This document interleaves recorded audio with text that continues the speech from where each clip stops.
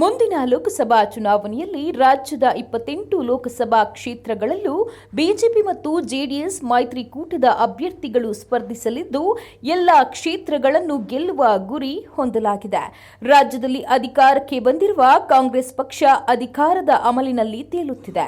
ಮುಂದಿನ ಚುನಾವಣೆಯಲ್ಲಿ ಕಾಂಗ್ರೆಸ್ ಪಕ್ಷಕ್ಕೆ ತಕ್ಕ ಉತ್ತರ ನೀಡುವ ಮೂಲಕ ಪ್ರಧಾನಿ ಶ್ರೀ ಅವರ ನಾಯಕತ್ವಕ್ಕೆ ಬಲ ತುಂಬುವ ಕೆಲಸ ನಾವು ಮಾಡಬೇಕಿದೆ ಎಂದು ಬಿಜೆಪಿ ರಾಜ್ಯಾಧ್ಯಕ್ಷರಾದಂತಹ ಬಿವೈ ವಿಜಯೇಂದ್ರ ಹೇಳಿದ್ದಾರೆ.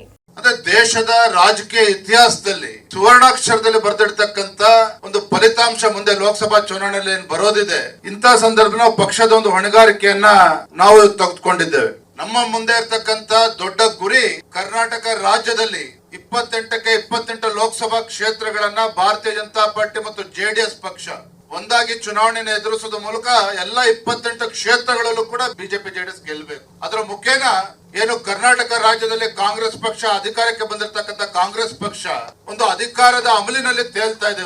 ಆ ಒಂದು ಕಾಂಗ್ರೆಸ್ ಪಕ್ಷಕ್ಕೂ ಕೂಡ ಒಂದು ತಕ್ಕ ಉತ್ತರವನ್ನು ನೀಡಬೇಕು.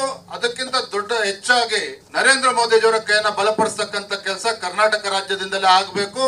ಅದರ ಮುಖೇನ ಕರ್ನಾಟಕ ರಾಜ್ಯ ಅಂತ ಹೇಳಿದ್ರೆ ದಕ್ಷಿಣ ಭಾರತದ ಭಾರತೀಯ ಜನತಾ ಪಾರ್ಟಿಯ ಭದ್ರಕೋಟೆ ಅಲ್ಲ, ಒಂದು ಸುಭದ್ರ ಕೋಟೆಗೆ ಪರಿವರ್ತನೆ ಆಗಿದೆ ಅನ್ನುವ ಸಂದೇಶವನ್ನು ಕೂಡ ಲೋಕಸಭಾ ಚುನಾವಣೆಯಲ್ಲಿ ನಾವು ಕೊಡಬೇಕಾಗಿದೆ.